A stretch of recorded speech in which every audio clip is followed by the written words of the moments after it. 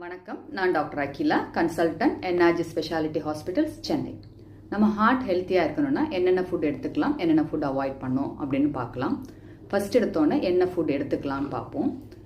நார் சத்து ரொம்ப ரொம்ப அவசியம். நார் சத்து அதிகமாக உள்ள பொருட்கள், எக்ஸாம்பிள் பார்த்தோன்னா ஃப்ரூட்ஸு, நிறைய கீரை வகைகள், வெஜிடபிள்ஸ், ஓட்ஸ், நட்ஸ் அதெல்லாம் எடுத்துட்டோம்னா நம்மளோட குட் கொலஸ்ட்ரால் பெட்டராக இருக்கும். பேட் கொலஸ்ட்ரால், எல்டிஎல் கொலஸ்ட்ரால் கம்மியாகும். எல்டிஎல் கொலஸ்ட்ரால் கம்மியாகிடுச்சுன்னா உங்கள் ஹார்ட்டுக்கு ரொம்ப ரொம்ப நல்லது.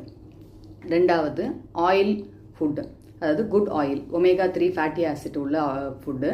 அது நீங்கள் கடல் மீன்கள் இருக்குது இல்லையா, அதை எடுத்துக்கலாம். வெஜிடேரியன் பேஸாக இருந்ததுன்னா ஆல்மண்ட்ஸு, பாதாம், வால்நட், பீகான்ஸ் அதெல்லாம் எடுத்துக்கிட்டிங்கன்னா உங்கள் ஹார்ட்டுக்கு ரொம்ப ரொம்ப நல்லது. மூணாவது, டீ அண்டு காஃபி மாடரேட் அளவில் எடுத்துக்கலாம். சாக்லேட் மாடரேட் அளவில் இருக்கலாம்.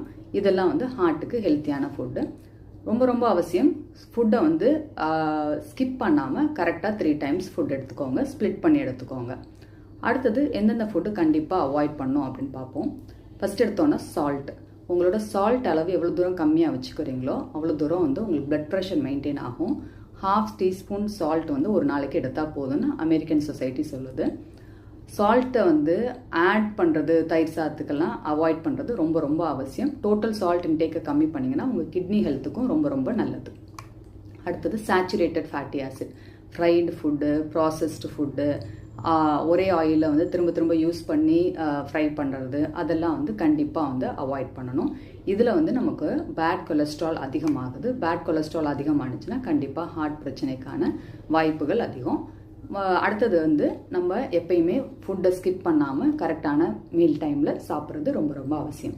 தேங்க்யூ.